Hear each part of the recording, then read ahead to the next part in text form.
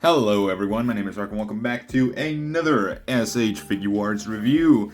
In today's video, we're going to be taking a look at the one that is never beaten because he is Super Android 17.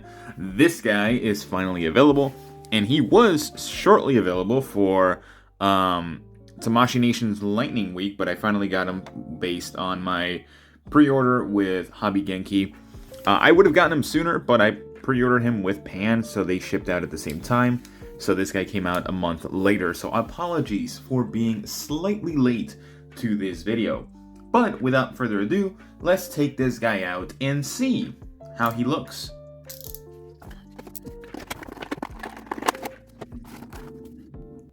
Alright, so here we have Mr. No one can beat me. I forgot it for some reason. I don't know why, but I did. So this guy has a little bit of controversy behind him. Mostly because he's short. Or shorter than he should be. This guy stands at a whopping 6¼ inches. A little bit close to 6¼ inches. And that's not bad in terms of height. He's a pretty decently tall figure. But he's not taller than Super Saiyan 4 Goku. Now, I have done a little bit of research, trying to look at some different scenes to see how tall Goku is compared to Super 17. And yes, Super 17 is super tall, but it's not the most outrageous look, like the most outrageous height difference. But I will say the most disappointing thing about the GT line is that they have such an issue with consistency within their heights. Every figure is fine. It's like very well done. Pretty much one of the better lines out there so far within the Dragon Ball lines. But they do have a big issue with height consistency. For example, I think Super Saiyan 4 Goku is a tad bit too tall. But at the same time, it works because Super Saiyan 4 Goku is supposed to be tall. He's supposed to be big. Super Saiyan 4 Vegeta, he's too short in my opinion. GT Trunks, he's a little bit too tall as well. So, I don't know. A couple of things here and there. We currently only have 6 figures within the line. GT Kid Goku, Super Saiyan 4 Goku, Super Saiyan 4 Vegeta, GT Trunks, Super 17, and GT Pan, which I will be reviewing soon as well. Probably after this video. But yeah, Super 17 looks fine nonetheless. But that was the only complaint I heard about this figure. And I'm glad that it is. Because my god, this guy is probably one of the better figures I've felt in a while. And he definitely, outdid it for me. Now, another big thing that I still hate, he's flat. All of these figures are just like an actual plank. He looks way too flat. His chest should be protruding a lot more. Even the back as well. So I kind of wish that Bandai or Tamashii themselves just made puffier chests. This is like an actual washboard. That's the biggest issue that I have with this figure. It's not even the height. It's just how flat he is. Like in the actual show, he was getting bigger by absorbing blasts. Now this might be him right at the beginning of it, but I kind of do wish they gave us like an extra puffier piece where it just looks like he's absorbing things. But overall, he looks really good. I like it. I really like him. Aesthetic-wise, the gold stands out very nicely. It has a nice looking satin finish on the actual clothing. And the separation of the blue, the denim blue, or the jean blue with the actual more turquoise color is really nice. The orange scarf is also a nice addition. Super 17 is a really good character design in my opinion. I like this too. This little tie or knot twists, and I like that. But yeah, he looks fantastic. I think he looks really good. He has a flat ass, which is surprising. But yeah, he looks great. Now, articulation-wise, this guy has some really, really good articulation. Looking down, He can look down about that far. Now, that is not the greatest, but it's still decent, even though he has a scarf. Now, realistically, if we were to take off the scarf, could he have more movement? Perhaps. Let's try that out. He has a really long neck. Holy Jesus. That scarf is really hiding everything. Yeah, he does have a little bit more mobility without the scarf, which is fine. Makes the most sense. Going backwards, also pretty good. Very nicely done. I like it. I don't think he has much of an issue without the scarf. But with the scarf, let's see how much it moves. Going backwards, still about the same, so not too big of a deal. Now, he does have two separate sections over here on the back of the hair that move on hinges that could allow you to move a little bit better. And he does have two separate pieces for the hair as well when you actually move it around, which we will get into in a bit. Now, all this hair should be going backwards, I believe. Besides one piece, yeah. So this piece should be going forward like this. Am I right? No, both of them should be going forward.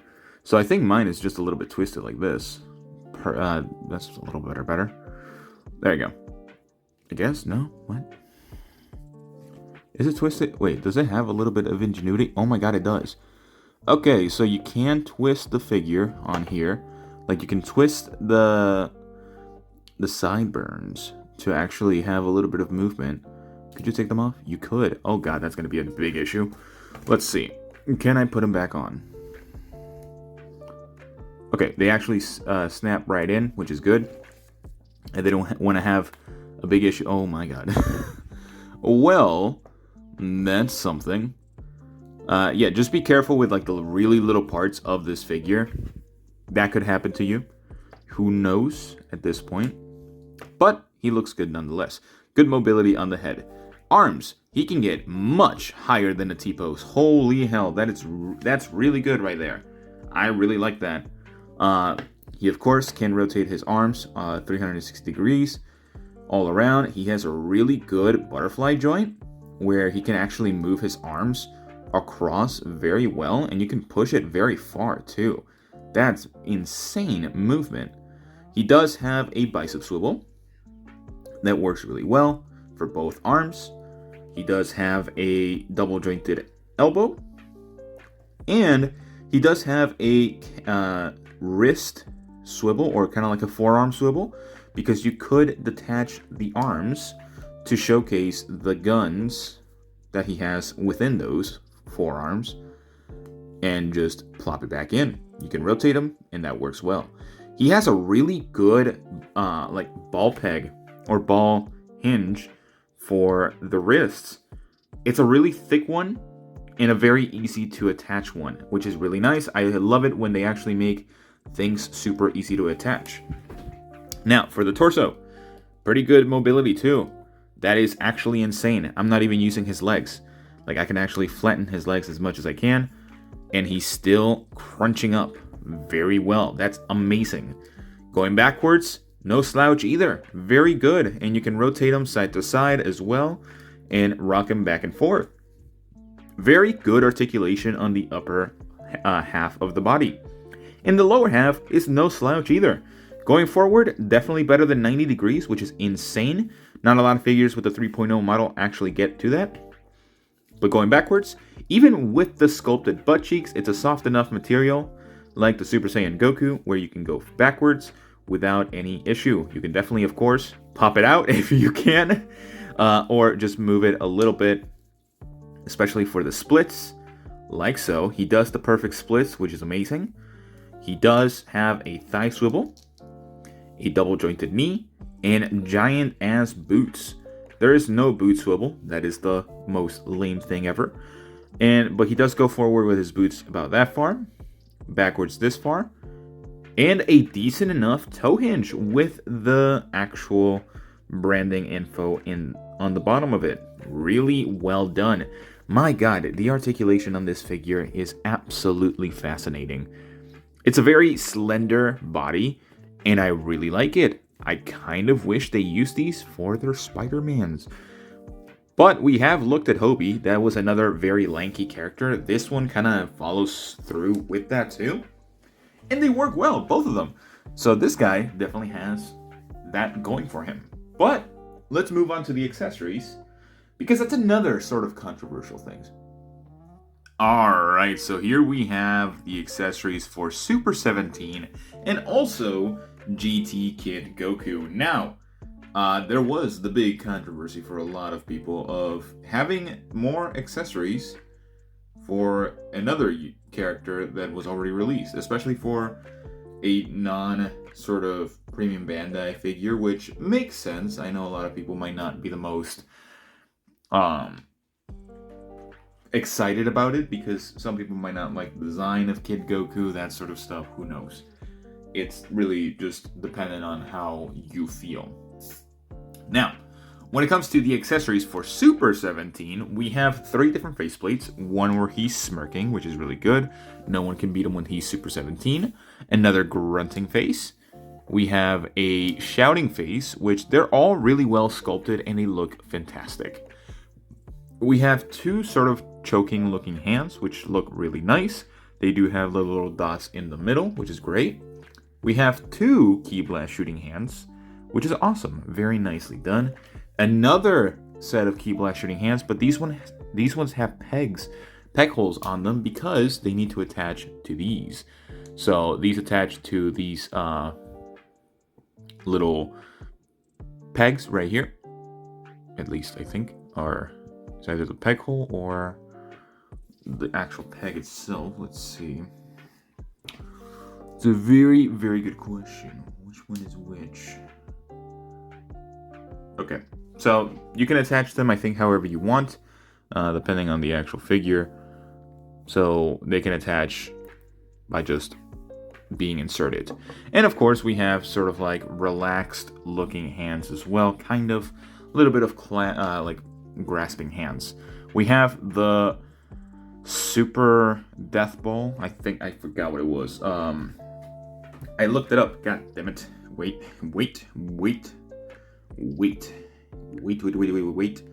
I just looked it up.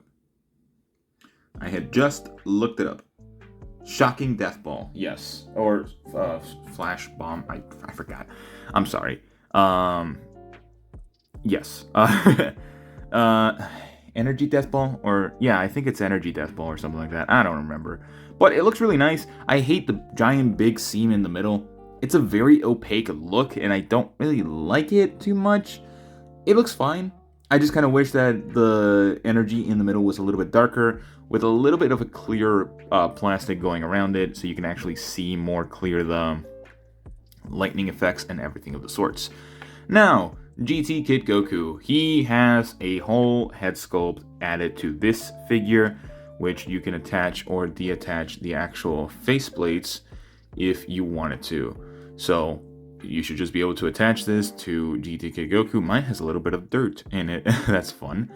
But again, very simple concept. And the thing that most people were disappointed in was this Shenron, or Golden Shenron, look for the Dragon Fist. It looks fine. It's a very nice acrylic stand. A little cheap, in my opinion, that's for sure. It's just a PNG in acrylic. Nothing too extravagant. It looks fun. It looks nice. It's a good print quality, I will say that. So, yeah, he comes with all of those things. In addition with Super Saiyan, or not Super Saiyan Goku, the GT Kid Goku. So, final thoughts. I think this figure is fantastic. The figure alone definitely blew me away in terms of like the actual postability and movement arrangements, or just in general, that he has. The accessories are really nice as well. I really like it. And the addition of GT Goku's accessories, I don't have a big issue with it. I just think it's more chances of posability for the figure itself. So overall, I'm going to give this figure a 9 out of 10. Now, the only reason why I'm deducting a point is not only because of the price, but also he's a premium Bandai exclusive. They kind of already have a limited time to actually get him. So being a premium Bandai exclusive, in my opinion, is always the worst thing ever, because afterwards you won't be able to get him for retail price, and you'll have to pay sometimes double, sometimes triple the actual MSRP price. So that's one of my bigger issues. Overall, I have no issue whatsoever with the height. I think he is a tad bit short. He should be a slightly longer and slightly bigger because he is very thin and very small. So that's pretty much all the time I have for you guys today. Let me know what you guys think about this figure. Do you like it? Do you not like it? Because I know a lot of people love him, but a lot of people also hate about the height difference for the figure. But I would like to hear your own thoughts down in the comments. But besides that, I will see you all in the next one. Bye-bye.